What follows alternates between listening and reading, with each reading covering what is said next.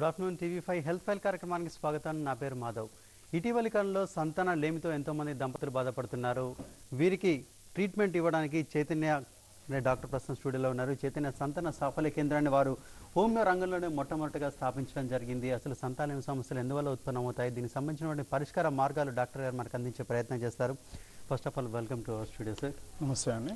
Callers మీకు దీనికి సంబంధించిన డౌట్స్ ఉంటే వెంటనే 9959555516 9959555517కు వెంటనే కాల్ చేయండి. డాక్టర్ చైతన్య గారు సమాధానాలు ఇస్తారు. డాక్టర్ చెప్పండి, మీరు హోమియో రంగంలో చాలా కాలం నుంచి చైతన్య సంతాన సాఫల్య కేంద్రం ద్వారా మీరు ఏర్పాటు చేశారు. అసలు ఏ కాదుతో అంత భారీ స్థాయిలో ఉందా సంతానలేమి సమస్య అనేది ప్రస్తుతం మీకు ఎలా కనిపిస్తుంది? సంతానలేమి అనేది ఇది హెల్త్ ప్రాబ్లం కంటే సోషల్ అండ్ హెల్త్ ప్రాబ్లం అనొచ్చండి. కామన్గా ఏంటంటే ఈ మనకి ఫుడ్ తర్వాత బట్ట, దాని తర్వాత primary need of the human being is సంతానం అని చెప్పాలి. కాబట్టి ఈ సంతానలేమి ఇప్పుడు ప్రస్తుత పరిస్థితుల్లో ప్రస్తుతం ఉన్న అడ్వాన్స్డ్ అంటే ఈ pressures of mind and pressures of social life వల్ల బాగా అంటే మగవారిలో కానీ ఆడవారిలో కూడా బాగా విపరీతంగా పెరిగిందనే చెప్పాలి. ఇదివరకు ఉన్న రేషియో కంటే ఇప్పుడు ఉన్న ఆ ప్రాబ్లంతో బాధపడుతున్న వారి సంఖ్య గణనీయంగా పెరిగింది. అదే కాక ఇలా పెరగడానికి గల కారణాలలో న్యాచురల్గా వాటి యొక్క సంతానం లేమి గల కారణాలని కంప్లీట్గా తీసేయడం జరగలేదు ఇప్పటి వరకు. కాబట్టి అటువంటి ట్రీట్మెంట్ కూడా అవైలబిలిటీలోకి ప్రస్తుతం రాలేదని చెప్పచ్చు.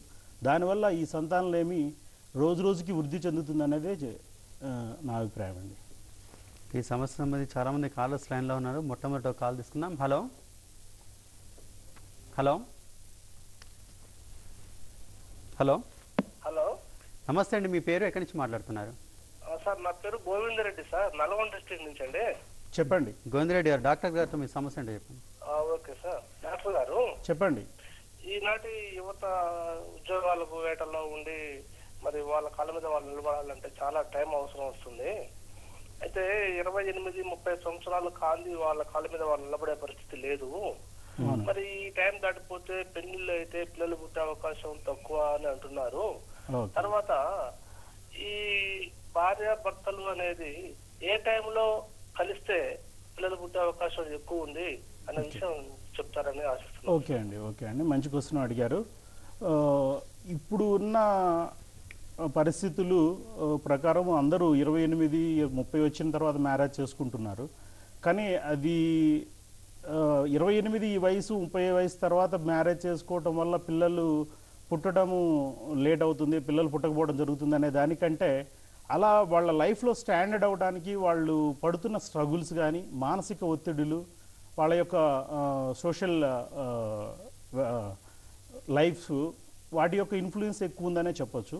కానీ 28 వయసు వరకు ఇబ్బంది లేదండి. ఆడవాళ్ళల్లో 40 ఏళ్ల వయసు వరకు ప్రెగ్నెన్సీ రావడానికి కానీ పిల్లలు పుట్టడానికి ఎటువంటి ఇబ్బందులు ఉండవు. మగవారికి 50 ఏళ్ల వయసు దాటినా కూడా కణాల ఉత్పత్తి జరుగుతుంటే ఎటువంటి ఇబ్బంది జరగదండి కామన్గా.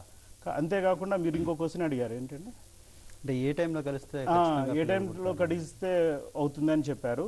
కామన్గా నెలసరి వచ్చిన రోజు నుంచి ఆడవాళ్ళల్లో 11వ రోజు ఉంటుందండి. నెలసరి వచ్చిన రోజు మొదటి రోజు అని లెక్క వేసుకోవాలి.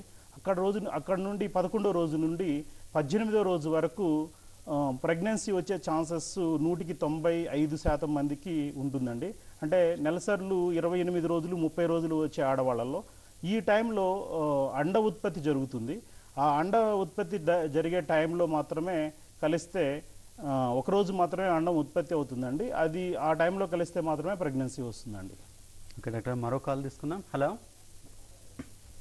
హలో హలో, నమస్తే అండి. మీ పేరు ఎక్కడి నుంచి మాట్లాడుతున్నారు? హలో హలో చెప్పండి. హలో చెప్పండి. హైదరాబాద్ నుంచి మాట్లాడుతున్నాండి. చెప్పండి, మీ సమస్య ఏంటో చెప్పండి.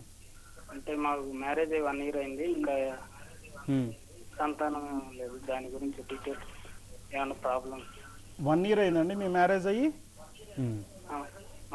ఓకే అండి, 1 year అయింది అంటే యాక్చువల్లీ 1.5 year వరకు ఎటువంటి కాంట్రసెప్టివ్స్ కానీ ఎటువంటి అంటే గర్భనిరోధక పద్ధతులు అవలంబించకుండా ప్రెగ్నెన్సీలు రాకపోతే దాన్ని మనం ప్రెగ్నెన్సీ రాలేదు, ఇన్ఫర్టిలిటీతో బాధపడుతుందని మనం భావించవచ్చు.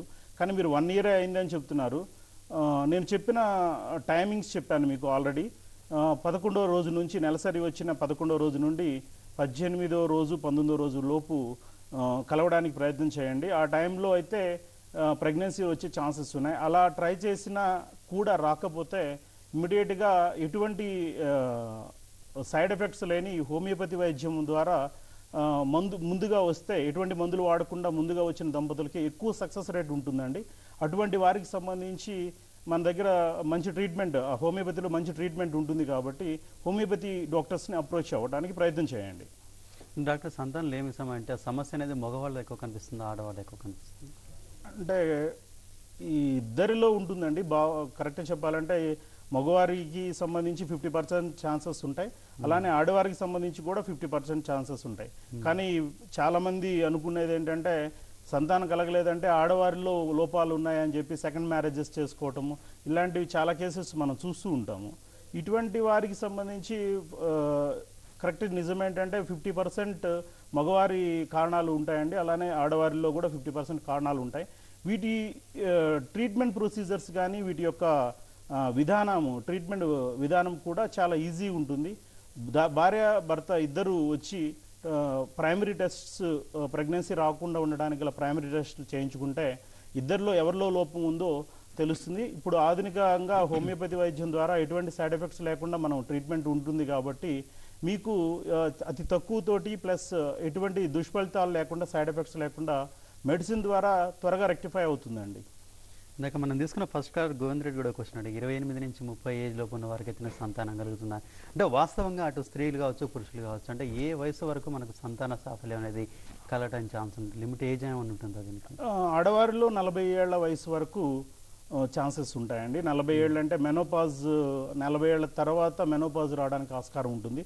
కాబట్టి అటువంటి వారికి సంబంధించి ఛాన్సెస్ లేడీస్కి తగ్గిపోతాయి, ఆ ప్రెగ్నెన్సీ వచ్చే ఛాన్సెస్ తగ్గిపోతాయి. అట్లానే మగవారిలో 50 ఇయర్స్ వరకైనా ఇబ్బంది లేదండి. వాళ్ళ యొక్క కణాల సంఖ్య 60 మిలియన్స్ కణాలు ఇంద్రియంలో ఉంటే సరిపోతుంది. వీటి యొక్క కణాలలో ఇంద్రియ కణాలు 60 మిలియన్స్, 50% యాక్టివ్ మొటిలిటీ ఉండాలి వాటిలో. ఇటువంటి కణాలు 50 ఇయర్స్ వయసు ఉన్న వాళ్ళకు కూడా ఉండడానికి అవకాశం ఉంది. కాబట్టి మగవారికి సంబంధించి 50 ఏళ్ల వయసు దాటినా కూడా ప్రెగ్నెన్సీ వచ్చే ఛాన్సెస్ ఉన్నాయండి. ఓకే డాక్టర్ గారు, సంతాన లేమి సంబంధించి హోమియో రంగంలో ఎటువంటి చికిత్స ఉందో తెలుసుకునే ముందు ఇప్పుడు షార్ట్ బ్రేక్ తీసుకుందాం. Keep watching TV5.